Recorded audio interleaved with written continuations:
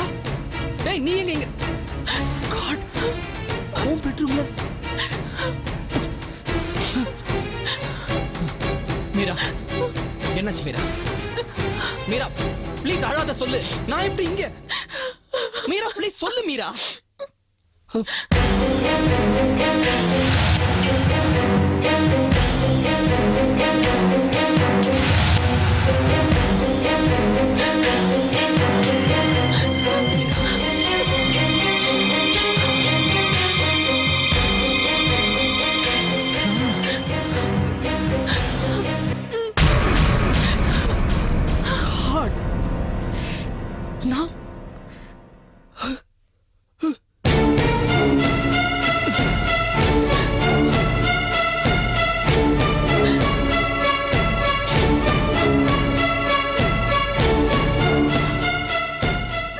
நான் வீட்டுக்கு வந்ததும் தடுமாறின.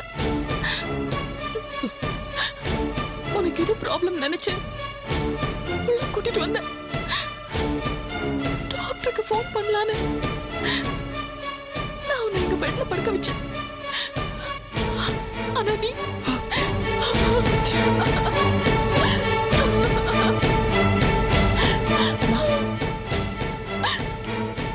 எப்படி மீரா உன்னை என்னோட சுயநினைவோட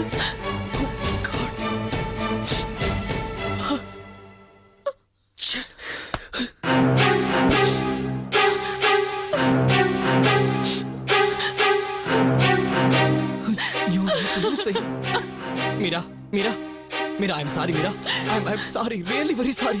என்ன மன்னிச்சிரு மீரா. ஐயோ, ஏன் இப்படி பண்ண? உன் முன்னால என்னால நிக்க கூட முடியலையே.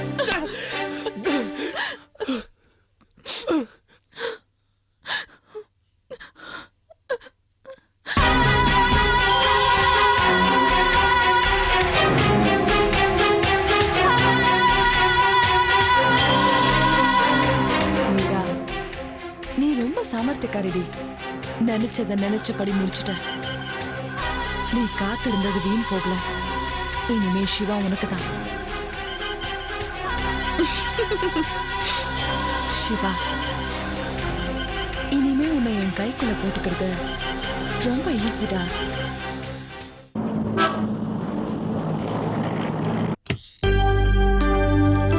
டாக்டர் வாங்க, உட்காருங்க.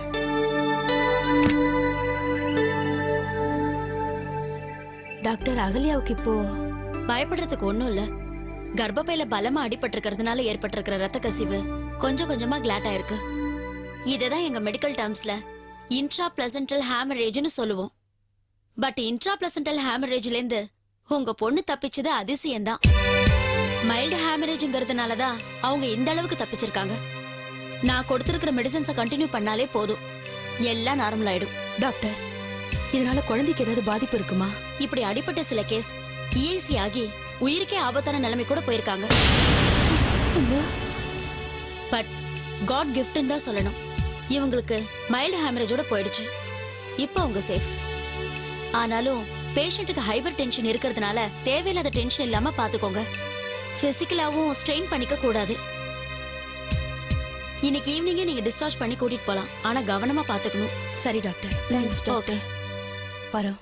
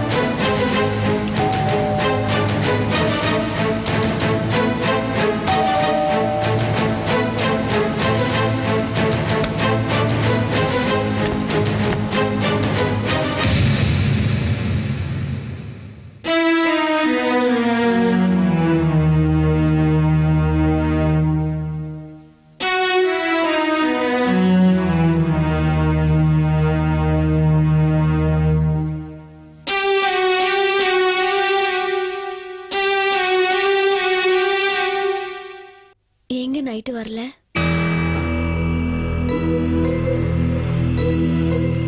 சாரி ரம்யா, நான் உன்னை டிசப்பாயிண்ட் பண்ணிட்டேன்ல.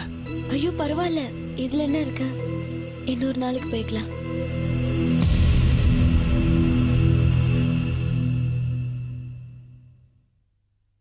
நில்லுங்க. என்ன ஒரு மாதிரியா இருக்கீங்க? உடம்பு முடியலையா என்ன? ஆமா, லேசா தலைவலி. சூடா காஃபி தரவா? இல்ல வேண்டாம், கொஞ்ச நேரம் ரெஸ்ட் எடுத்தேன்னா சரியா போயிடும். ஐயோ, உடம்பு கொதியா கொதிக்குது. ஆபீஸ்ல ஏதாவது முக்கியமான வேலையா என்ன? ஆமா.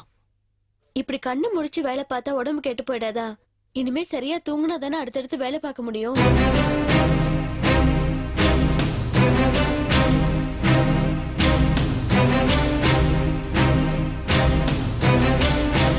என்னங்க,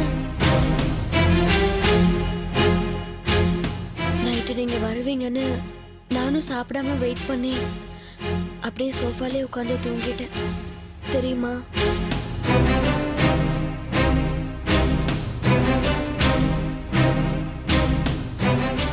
நீ எதுக்கு ரம்யா எனக்காக வெயிட் பண்ணிட்டு இருந்த? நீ சாப்பிட்டுருக்க வேண்டியதானே? உங்ககிட்ட இருந்து எந்த போனும் வரல. நான் போன் பண்ணாலும் ஸ்விட்ச் ஆஃப்னு வந்தது. நான் என்னன்னு தான் நினைக்கிறது. அப்படியே வெயிட் பண்ணி தூங்கிட்டேன். ஏங்க, இனிமே லேட்டானா ஒரு ஃபோன் பண்ணி சொல்லிடுங்க ப்ளீஸ்.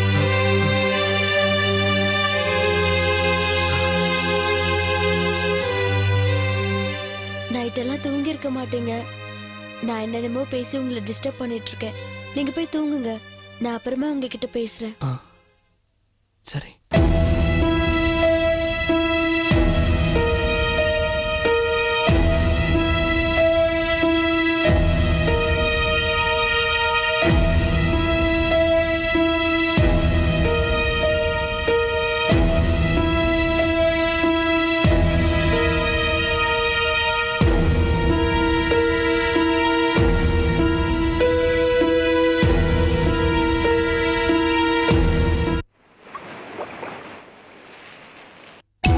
சொன்னா கேளு அகல்யா, வீணா அடம் பிடிக்காத. நீ நம்ம வீட்ல வந்து இருக்கிறது தான் உனக்கும் உன் வயித்துல இருக்கிற குழந்தைக்கும் நல்லது. அதுவும் இல்லாம இப்போ உன் உடம்பு இருக்கிற நிலைமையில ரொம்ப கவனமா இருக்கணும்னு டாக்டர் சொல்லியிருக்காங்க. ஆமா அகல்யா, நீ நம்ம வீட்ல இருக்கிறது தான் எனக்கும் சரின்னு படுது. ஏதோ மைல்டு ஹெமரேஜ்ங்கிறதுனால தலைக்கு வந்தது தலைப்பாகையோட போச்சுங்கிற மாதிரி நீ தப்பிச்சிருக்க.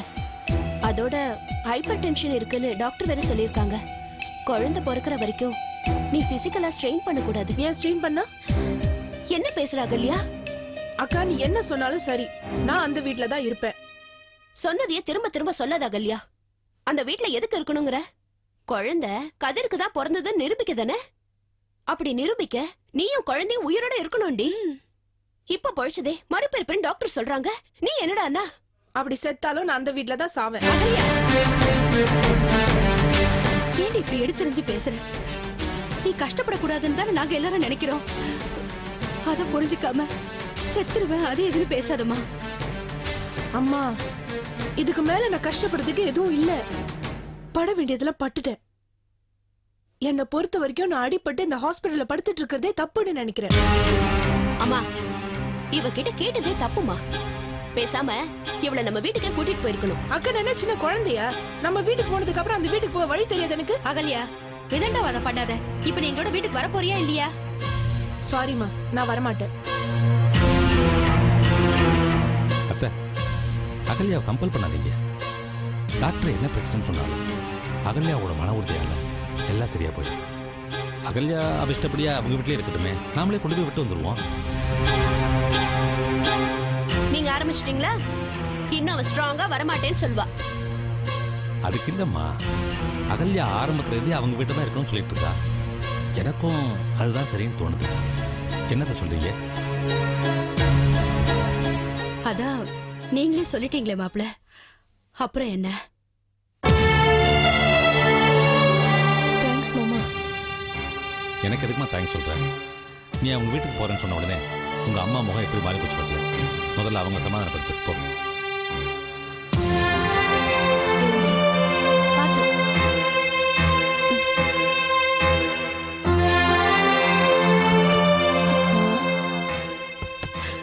மா என்ன பாரு.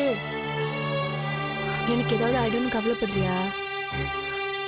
இந்த பாரு, எனக்கு ஒண்ணும் ஆகாதம்மா, ப்ளீஸ். என்னோட பயம் இல்ல, உன் புருஷன் மறுபடியும் உன்னை ஏதாவது பண்ணிடுவானோன்னு தான். அப்படி எதுவும் இனிமே நடக்காது. நான் உறுதியா இருக்க போய் தானே அத்தை கொஞ்சம் கொஞ்சமா என் பக்கம் வந்திருக்காங்க. இன்னும் கொஞ்ச நாள்ல மாமாவும் என் பக்கம் வந்துருவாரு. கடைசியில அவரும் உண்மையை உணர்ந்து என்னை ஏத்துக்கணும்னா நான் அந்த வீட்டுல தானமா இருந்தாகணும். அதுக்காக தான் நான் இவ்வளவு பிடிவாதமா சொல்றேன். கொஞ்சம் புரிஞ்சுக்கோமா ப்ளீஸ். தேங்க்ஸ் மா.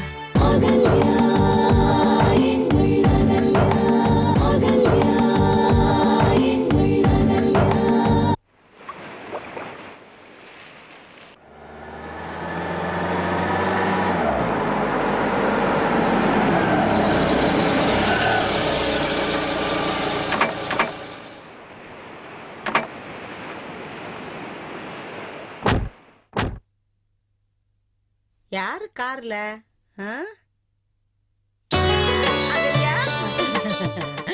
வா கண்ணு வா. நல்லா இருக்கேம்மா. உனக்கு ஒண்ணும் இல்லையே? ஒண்ணும் இல்ல. நான் பயந்தே போயிட்டேம்மா. உன்னை பார்க்க வரணும்னு தான் நினைச்சேன். இந்த கதிர் பையன் தான் யாரையுமே போக கூடாதுன்னு சொல்லிட்டான். கோச்சிக்காத கண்ணு. இல்ல பாட்டி, நான் அதுக்கு கோச்சிக்க போறேன். பரவாயில்ல, நான் மேல போய் ரெஸ்ட் எடுக்கிறேன். ஜாக்கிரதையா பார்த்து போ. சம்பந்தி, உங்க மகளை கீழே இருக்க ரூம்ல தங்க சொல்லுங்க. படிக்கட்டு ஏறி இறங்க சிரமமா இருக்கும். இல்ல, நான் மேல ரூம்க்கே போறேன். இல்ல, கீழே இருந்தா அவசரத்துக்கு உதவி செய்ய வசதியா இருக்கும். அதுக்காகத்தான். இல்லம்மா, அவளுக்கு அந்த ரூம் தான் சௌகரியமா இருக்கும். நீ மேல போமா போ. அத்தை, உனக்கு ஒண்ணும் தெரியாது, சும்மா இரு. பாத்து போமா. மெதுவா.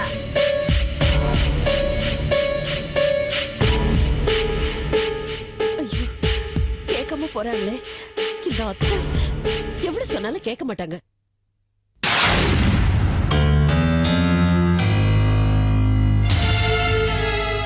இதுக்குதான் அத்தை அப்படி சொன்னாங்களா? ஓஹோ, பூட்டு போட்டுட்டு போயிட்டானா உன் புருஷன்? இதுக்காக தான் உன் மாமியா காரி என்னைக்கு இல்லாம இன்னைக்கு உன்னை கீழே தங்க சொன்னாளா? சொன்னா கேக்குறியாடி? இப்போ உன் புருஷனே பூட்டு போட்டு போயிட்டாரு. அதுக்கு அவங்க அம்மாவே பேசாம இருக்காங்க. இதுக்கு மேல நீங்க இருக்க போறியா? பேசாம நம்ம வீட்டுக்கே போயிடலவா? அக்கா, கொஞ்சம் சும்மா இருக்கிறியா? அவர் செஞ்ச தப்புக்கு அத்தை என்ன பண்ணுவாங்க? அகல்யா, இப்ப என்ன பண்ண போற? இருமா, உங்க அத்தை கிட்ட சாவியை எங்க வச்சிருக்கான்னு நான் போய் கேட்டுட்டு வரேன். வேண்டாம் பாட்டி, அப்படி கேட்டா அத்தைக்கு ரொம்ப தர்ம சங்கடமாயிடும். அதுவும் சரிதான், போ. அவருக்கு தெரிஞ்சதை அவர் செஞ்சிருக்காரு. எனக்கு தெரிஞ்சதை நான் செய்யறேன். இப்ப என்ன செய்ய போற? சம்பந்தி அம்மா சொன்ன மாதிரி கீழே இருக்க போறியா? இல்லம்மா. அகல்யா, எப்படி உன்னை இந்த நிலைமையில விட்டுட்டு நாங்க வீட்டுக்கு போறது? அம்மா, எதுக்கு எடுத்தாலும் இப்படி அழுதுட்டு இருக்காதம்மா. பாட்டி, சுத்தியும் ஸ்க்ரூ டிரைவரும் இருந்தா எடுத்துட்டு வாங்க. அப்படி போடுமா. இரு, இதோ ஒரு நிமிஷத்துல எடுத்துட்டு வரேன். அவர் தான் ஏதோ தெரியாம தப்பு செஞ்சிருக்காருன்னா நீ அதை தப்பு செய்ய வேண்டாம். இல்ல மாமா, இது முள்ளால எடுக்கிற மாதிரி மாமா. எனக்கு என்னமோ இது ஏதோ பிரச்சனை கொண்டு விடுவோம்னு பயமா இருக்கு. எந்த பிரச்சனையும் வராது. அகல்யா, நீ ஏதோ ரொம்ப விலை கொடுத்து வாங்க போற. இல்லம்மா, எனக்கும் வன்முறை தெரியும்னு காட்டுறேன்.